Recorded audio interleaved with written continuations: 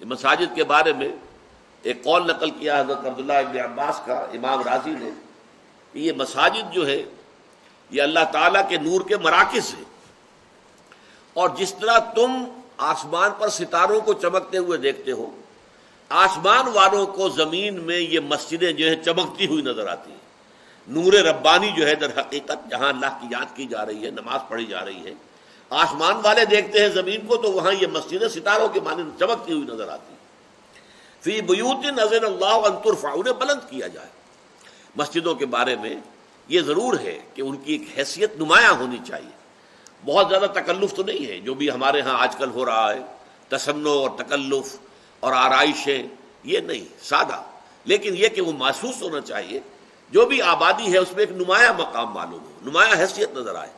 کبھی کبھی ٹرین پر سفر کرتے ہوئے یہ نقشہ نظر آتا ہے، کسی گاؤں کے پاس سے گاڑی گزر رہی ہے، کچے گھروندے ہیں لیکن ساتھ درمیان میں ایک مسجد جو ہے وہ نمایاں نظر آ رہی ہے، وہ دوسرے گھروں سے بلند ہے، چاہے وہ کوئی زیادہ خود نہیں، کوئی بڑی عالیشان نہیں ہے، لیکن اپنی آبادی کے اعتبار سے اس کا جو ایک نمایاں حیثیت جو ہے وہ نظر آ رہی ہے۔ فی بیوت اذن اللہ ان ترفع ویذکر فیہا اسمہ، اور پھر اس میں ذکر کیا جائے، اللہ تعالیٰ کے نام کی مالا جپی جائے۔